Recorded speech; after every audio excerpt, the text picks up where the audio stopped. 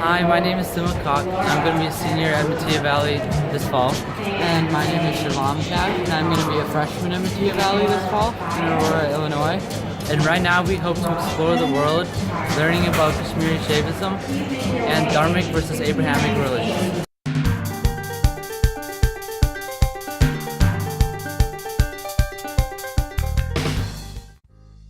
On this plane right now, we see followers of the Dharmic and Abrahamic faiths. Abrahamic religions include Christianity, Islam, and Judaism. Dharmic religions include Hinduism, Buddhism, Sikhism, and Jainism. Take note that there are also many variations in each religion. Abrahamic religions have a rigid philosophy. However, Dharmic religions have no one philosophy. Instead, they view religion as a path to reach the divine. This makes it open-minded, and there are many ways for one to achieve liberation. Both Abrahamic and Dharmic religions want followers to live properly with morals. Abrahamic religions believe that their actions on earth play a part in their future after death, and their idea of morality is based on their commandments. Dharmic religions emphasize dharma, which is righteousness and acting selflessly. They also believe in karma, which reasons that every action has a consequence, even in future lives. All Abrahamic religions have one single God that lives in heaven. Dharmic religions have various views of God. Buddhists believe in no God. Sikhs believe in one God. Jains believe one can reach a godlike state. And Hindus believe in one universal being, Brahman. Furthermore, Dharmic religions believe that our souls are stuck in samsara, the reincarnation cycle. To achieve liberation, also called moksha or nirvana, and break the cycle, one has to eliminate avidya, or ignorance, and abandon materialism. In contrast, Abrahamic faiths believe that there is one life in this world and one life in the afterlife. If humans follow the instructions of God, they will be sent to heaven. If they sin, they will not. Abrahamic religions believe that God created humans, so there is doubt with the theory of human evolution. In contrast, Dharmic religions believe in the evolution of the soul, which makes human evolution acceptable. In Abrahamic religions, diet is not very restrictive. However, Islam restricts pork. In contrast, Dharmic followers tend to lean towards vegetarianism. Specifically, Jains prohibit meat, Sikhs prohibit eating cows, and Buddhists and Hindus advise not to eat higher-level animals. Now we're going to hit the streets to learn more at museums and religious sites. Now I'm in the museum, and I see that Abrahamic faiths see idol worship as worship of false gods, and thus it is prohibited. In contrast, Dharmic traditions advise using idols if you find it helpful. They are a means to focus one's worship of God, or bhakti. Abrahamic faiths give much importance to each of their single holy books, which need to be adhered to. In Dharmic faiths, there are many books and scriptures, but there is no punishment if not followed, because they are considered as moral guidelines. For Abrahamic religions, time and history are linear and are never to be repeated. In contrast, Dharmic religions believe time to be cyclical and repeating. Historical events are not as important as the morals. In Abrahamic tradition, supreme institutions and religious leaders are given high importance. Likewise, gurus are very respected, but they act more as spiritual guides. Abrahamic faiths have one common founder, Abraham. The religions were built with revelations from God given to prophets. In contrast, Dharmic religions have no one common founder, but they share similar worldviews. Christianity and Islam believe that unless you are of their faith, you will not be saved. This is what drives conversion. But in Judaism, they do not seek converts. In comparison, Dharmic faiths believe there are multiple paths to one truth. Practicing Abrahamic faith starts with the belief that there is a God. They have set rules for how to reach heaven. In comparison, Dharmic faiths follow self-inquiry so that personal experience of realizing the nature of the world through contemplation is emphasized. So now we wanted to learn more about Kashmir Shaivism and Advaita Vedanta.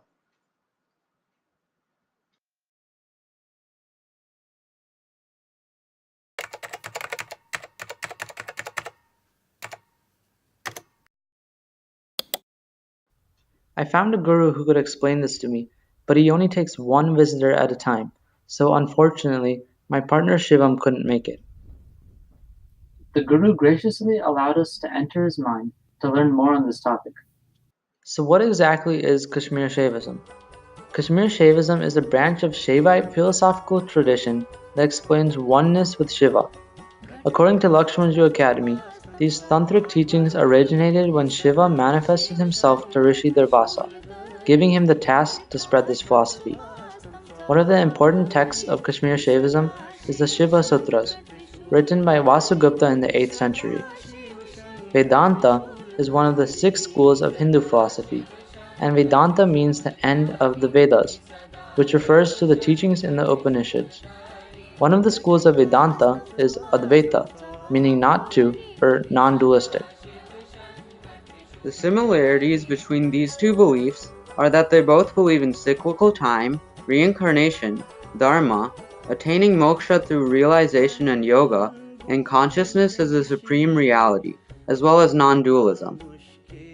According to Kashmir Shaivism, the ultimate reality of this life is that we are all one with Shiva, the supreme consciousness, and not separate. This is non-dualism. The end goal is to realize this oneness with Shiva and awaken to your Shiva nature. Similarly, Advaita Vedanta also follows a system of non-dualism. However, it believes that Brahman, or Paramatma, is the supreme being. Sri Ramakrishna Paramahamsa states that what Brahman is cannot be described.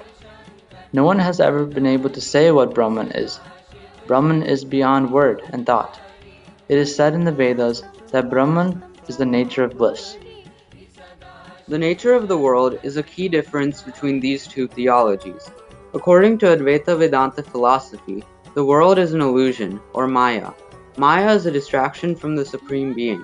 It hides the divine nature of created beings.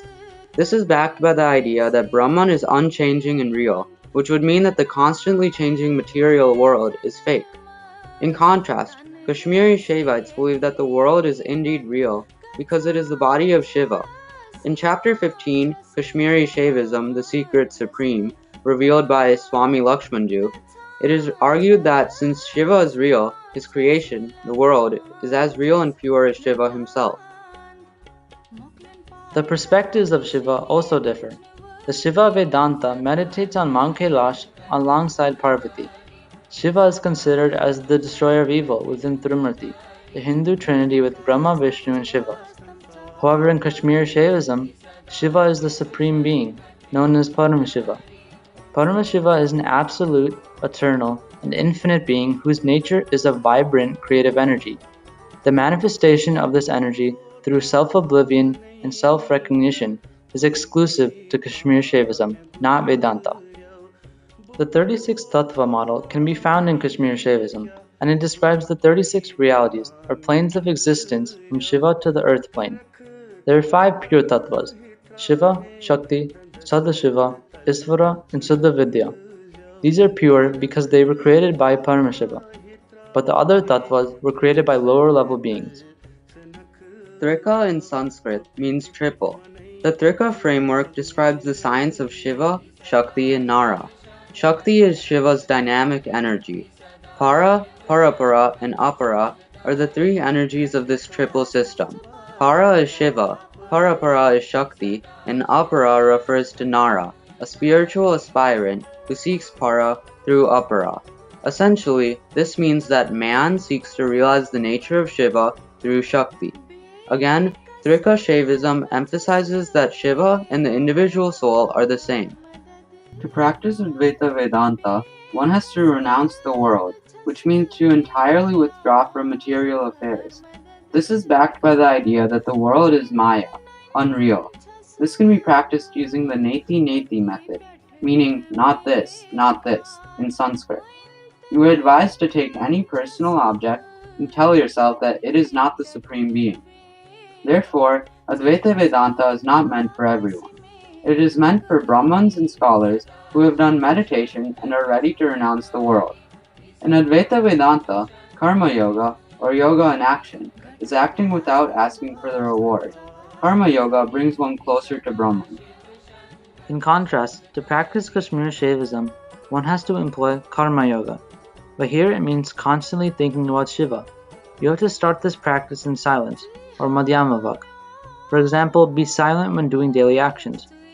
The end goal is to be contemplating on Shiva during all actions of life, including talking, vikarivak. According to Lakshmanju Academy, 15 minutes of yoga in action is more effective than 2 to 3 years of inactive yoga.